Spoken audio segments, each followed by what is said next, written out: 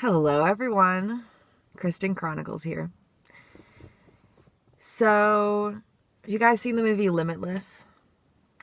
It's about a guy who takes a drug to gain deeper access to his consciousness. And through that experience, he's able to show up as his greater self to everything, relationships, work engagements, everything. And he gets everything he wants to in life. Lots of money, the respect of people. He moves up in the world. Everything's falling in his place. Everything's looking good. He's feeling great, doing things. His mind's working awesome. He's just loving it, loving the life experience. But it comes at a really high price, and it runs all these really terrifying risks because it's this really dangerous drug, this chemical pill. Ever since I saw that movie, I have been wondering, do people actually have a greater depth to their consciousness than we use on a day-to-day basis? And if so, is it possible to get there and to unleash that potential and to tap into the rest of our consciousness and to integrate this hidden aspect of ourself that would potentially revive our life experience to make it a little more magical? And it turns out we do. We do have this greater depth to our consciousness, and we have a power to tap into that and unleash our true potential like never before. This is really exciting. All of my life's work is to study consciousness. Everything that I do within my friendships, everything that I do within my career pursuits, everything that I do in my free time, everything I do subconsciously, everything I do consciously, it all ties in to a sole purpose of understanding, exploring, and expanding the human consciousness, individually and collectively, as I share the journey and empower the journey of others in any way I can. And so, studying consciousness, there's a lot. So our conscious awareness is just 5% of our consciousness. And our subconscious this is just like the tip of the iceberg. Our subconscious is 95% of our consciousness. It's all of this stuff down here. We're over here hoity, this is my whole life experience. This is who I am. And then there's all of this over here that's just waiting to be explored and unleashed. Just we haven't even tapped the surface. What? Something to get excited about, something to look forward to, something to celebrate the possibility of. This is magnificent knowledge. So there are many side effects of being disconnected from the subconscious mind. And I was just starting to list some of them. This is new information, so we'll see where this goes. And then, what on earth? We got so many notes. Who's been writing so many notes? Wow. Whoa. Someone in the left brain, probably. I'm just right brain today.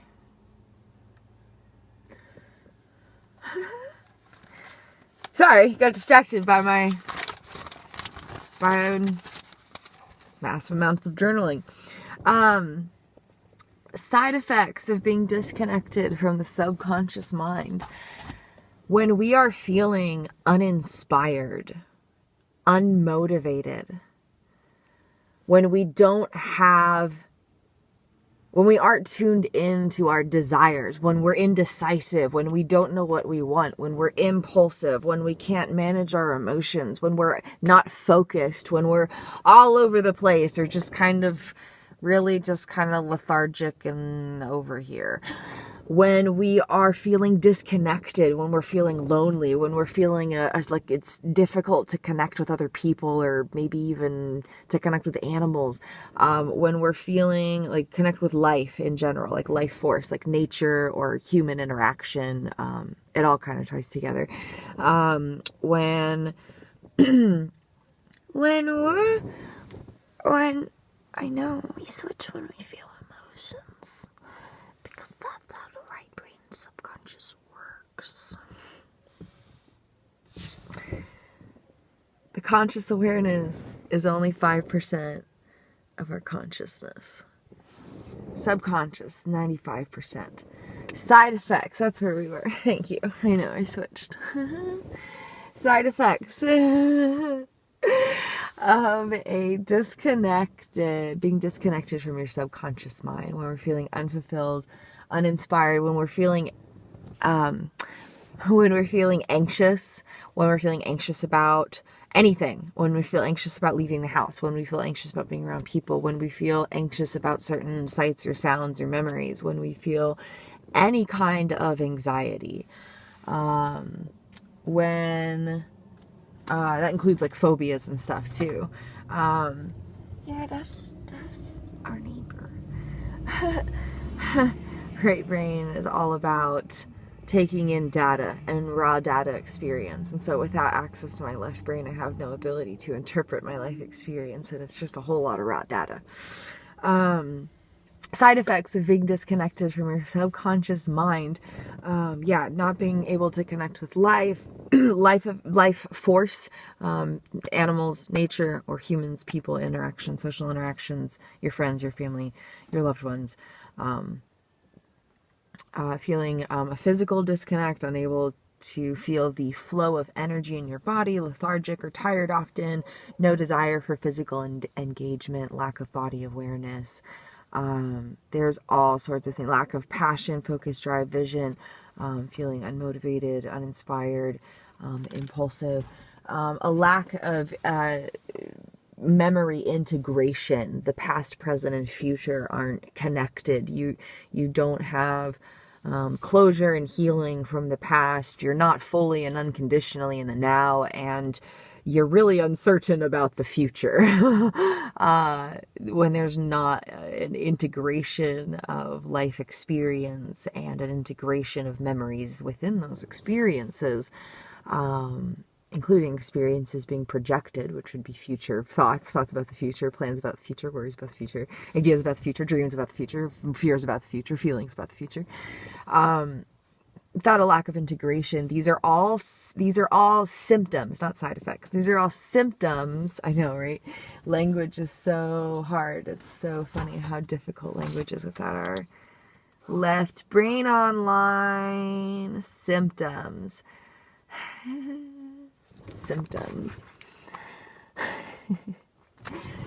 Symptoms of being disconnected from your subconscious.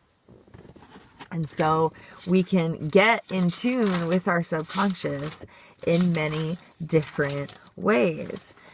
Normally, we use conscious awareness language. Conscious awareness language includes speaking, writing, solving puzzles or riddles, organized events, describing theoretical ideas, or describing a theoretical idea, studying science. And then right brain subconscious communication, on the other hand, would be visualization, imagination, drawing, free flow, creative play, spontaneous impulses or urges, like acting on them, actively engaging with an idea, creating art. And then a few examples of subconscious communication. So we live life normally from conscious awareness, experience, and communication. We're normally sitting pretty still, using our minds, not engaging our bodies. We're usually existing within linear time. We are usually describing things in verbal narrative, both internally and externally. We are engaging in very structured things. Every day has organization. It's within linear time. It's task. There's structure. It's organized, planned. And if our experience and our communication is both in conscious awareness, then we are only using 5% of the potential of our consciousness, both in experience and expansion. And so examples of subconscious communication: singing or listening to music, doodling, drawing or painting, playing with abstract concepts like poetry or cloud gazing, body sensations, and if you like, a good example of that is a 3D movies. Like if you're watching a 3D movie, or if you're in the movie theater where the chair like moves or vibrates or something, like some kind of sensation that engages your body in the movie experience. Fully engaging in an experience of sensations, such as eating at like a really top-notch restaurant, or riding like your favorite ride at the amusement park or something. Slam poetry, rhythm, rhyme, repetition, sign language, ASL, where there's no conjugation and it's a lot of movement instead of words. Those are all examples of subconscious communication. And benefits of connecting with our subconscious include increased capacity to manage stress, increased abilities of creativity and authentic expression of original ingenuity, increased capacity to understand and connect with people we don't automatically understand, increased capacity to consider alternate perspectives from a higher level of conscious intelligence, increased ability for self-understanding, management, and care, increased ability to embody the fruit of the Spirit: compassion, love, joy, peace, patience, kindness, goodness, gentleness, faithfulness. I forget the other ones, but just good feeling things, and good things to feel in your life experience, and things that benefit your life experience. Increased capacity for peace, enjoyment, and connection. Increased capacity, deeper self-acceptance, worth, and love. We are only living from our conscious awareness, only tapping into 5% of our conscious potential. By embracing the 95% of the rest of our consciousness, we can create lives blessed with more peace, joy, and fulfillment than ever before. It's a very exciting time to be alive, my brave, beautiful warrior soul friends. Thank you so much for joining us. This is some of the stuff that we are learning in Healing Journey Homeschool. Thanks so much for joining the Kristin Chronicles for Healing Journey Homeschool. Have a beautiful and blessed day, my brave, beautiful warrior soul friends. In light and love, namaste. The light in me sees and honors the light in you. Sat Nam.